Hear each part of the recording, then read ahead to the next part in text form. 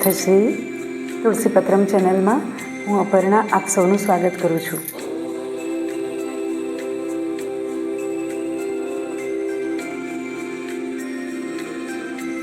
આજે ગઈકાલે આપણે સહસ્ત્રાર ચક્ર અને એના ઇમ્બેલેન્સ, જો સહસ્ત્રાર ચક્ર હોય તો શું એના લક્ષણો છે એના વિશે જાણ્યું. આજે સહસ્ત્રાર ચક્ર એક્ટિવેટ હોય, એ બરાબર સંતુલિત હોય તો શું એના લક્ષણો છે એના વિશે આપણે જાણીશું. ફરી એક વખત રિમાઇન્ડ કરી લઈએ. સહસ્ત્રાર ચક્ર મસ્તકના ઉપરના ભાગમાં જ્યાં શિખા છે એ જગ્યા ઉપર સહસ્ત્રદળ કમળ જાંબલી રંગનું હોય છે. આ સહસ્ત્રાર ચક્ર એટલે કે ક્રાઉન ચક્ર. તો ગઈકાલે આપણે આ બધી વિગતો જોઈ. આજે આ સહસ્ત્રાર ચક્ર જો બેલેન્સ થઈ જાય તો એના શું લક્ષણો છે અને એ બેલેન્સ કઈ રીતે થાય એ આપણે જોઈએ.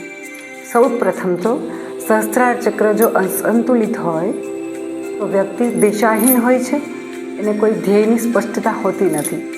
પણ જો સહસ્ત્રાર ચક્ર બેલેન્સ થાય તો વ્યક્તિ મનુષ્ય જે દેહ દુર્લભ મળ્યો છે એનું ધ્યેય એ નક્કી કરી શકે છે. મનુષ્ય દેહની ઉપયોગિતા, દુર્લભ મનુષ્ય દેહને કઈ રીતે વાપરવો એનું એ સટીક અને વ્યવસ્થિત પ્લાનિંગ કરી શકે છે. પણ આ સહસ્ત્રાર ચક્ર બેલેન્સ થાય કેવી રીતે? તમને એવું થશે કે સહસ્ત્રાર ચક્ર બેલેન્સ તો કરવું છે, તો એનો ઉપાય શું? તો આધ્યાત્મિક શાસ્ત્રમાં એક ઉપાય જણાવવામાં આવ્યો છે કે પહેલાંના જમાનામાં વડીલો, ગુરુજનો એને પગે લાગવાનો રિવાજ હતો, એના પગને ચરણ સ્પર્શ કરવાનો રિવાજ હતો. કયા કારણસર? કે એ ગુરુજનો કે વડીલોનો આપણા માથા ઉપર આશીર્વાદરૂપી હાથ આવે. અને જો આ સમર્થ ગુરુ હોય કે સમર્થ માવતર હોય, પ્રેમાળ માવતર હોય, એની આપણને જો આશીર્વાદ આપણા માથા ઉપર હાથ મૂકીને આપી દે તો આપણું સહસ્ત્રાર ચક્ર એક્ટિવ થાય. આ પહેલો ઉપાય છે. વર્તમાન કાળે વડીલોની કોઈ મર્યાદા કે વડીલોનું કોઈ મહત્ત્વ દિવસે દિવસે ઘટતું જાય છે. ત્યાં આગળ આપણા સહસ્ત્રાર ચક્ર નિરંતર ઇમ્બેલેન્સ રહે છે, જેના પરિણામે દ્વિધા, સ્ટ્રેસ અને દિશાહીનતા તરફ આજનો યુવાન જઈ રહ્યો છે. તો સૌ પ્રથમ આ કાર્ય કરવાની જરૂર છે કે વડીલો અને ગુરુજનોને પાસે નમ્રતાપૂર્વક વ્યવહાર હોવો જોઈએ. એટલે ઓટોમેટિક એ લોકોના આશીર્વાદ મળે તો આપણું સહસ્ત્રાર ચક્ર જાગૃત થાય છે. એકચ્યુઅલી સહસ્ત્રાર ચક્રનો બીજ મંત્ર છે ઓમ, જેના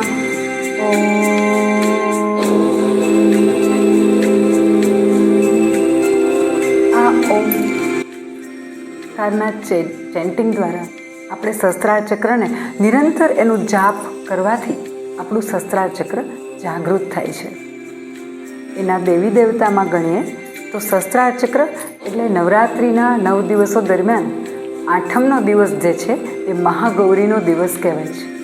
અને મહાગૌરી નામ જ એટલા માટે પડ્યું છે કે ગૌરવર્ણના એ દેવી છે, જે સહસ્ત્રાર ચક્રના દેવી એને એપોઇન્ટ કરવામાં આવ્યા છે. તો આ મહાગૌરી કેવી રીતે સહસ્ત્રાર ચક્ર માટે અપોઇન્ટ કરવામાં આવ્યા? તો આપણને સૌને ખબર છે કે માતા ભગવતી પાર્વતીએ ભગવાન શંકરને મેળવવા માટે ખૂબ કઠિન તપ આદર્યું હતું. એક પછી એક પદાર્થો, એક પછી એક ખાનપાનના પદાર્થો એ મૂકતા જ ગયા. પાંદડાઓ ઉપર જીવતા હતા, પાંદડા ખાઈને જીવતા હતા, એ પણ મૂક્યા. અને પછી છેલ્લે વાયુ પણ રૂંધીને, જેને કહેવાય પ્રાણવાયુ રૂંધ્યું એમને. અને પછી એકાકાર એ મહાદેવમાં જ્યારે થયા અને એક કસોટીમાંથી જ્યારે પાર થયા ત્યારે સાક્ષાત મહાદેવે આવી અને એમના મસ્તક ઉપર હાથ મૂક્યો. એમના શરીરનું રુધિર પણ બ્લુ કલરનું, જેને કહેવાય વાદળી કલરનું બની ગયેલું. આટલી કઠિન તપશ્ચર્યા પછી મહાદેવે આવીને માથા ઉપર જ્યારે હાથ મૂક્યો ત્યારે એમનું ચેતન એમને ફરી મળે છે અને એ મહાગૌરી રૂપે પ્રસિદ્ધ બને છે. તો સહસ્ત્રાર ચક્રના દેવી માતા મહાગૌરી છે. માતા મહાગૌરીનું ચિંતન કરવાથી પણ સહસ્ત્રાર ચક્ર આપણું એક્ટિવેટ થાય છે. અને વ્યક્તિ જો ખરેખર સહસ્ત્રાર ચક્ર આપણું એક્ટિવ થઈ શકે, મેં જે વાત કરી એ પ્રમાણે નિરંતર ઓમકારનું ચેન્ટિંગ વડીલો અને ગુરુજનોનો આદર અને આશીર્વાદ લેવાની ભાવના કે આપણા વડીલ છે, આપણા ગુરુ છે, નિરંતર એની સાથેનો નમ્રતાપૂર્વકનો વ્યવહાર, તો 100% આપણું સહસ્ત્રાર ચક્ર ક્યારેય ઇમ્બેલેન્સ થવા સમર્થ થતું નથી. અને મનુષ્ય દેહની દુર્લભતા જે છે એમાં દિશાહીનતા જે અત્યારે જઈ રહી છે એની બદલે વ્યક્તિ ચોક્કસ અને ચોક્કસ પોતાના ધ્યેયને પામીને જે અવળું કમળ છે એને છતું કરી શકે છે અને પોતાનું મનુષ્ય દેહ જે ધર્યો છે, જે કારણ માટે મનુષ્ય દેહનો જન્મ છે એ જન્મ સફળ કરી અને અંતે પરમાત્મામાં વિલીન થાય છે. તો ફરી મળીશું આવા જ નવા વિડીયો સાથે. અત્યારે રજા આપો.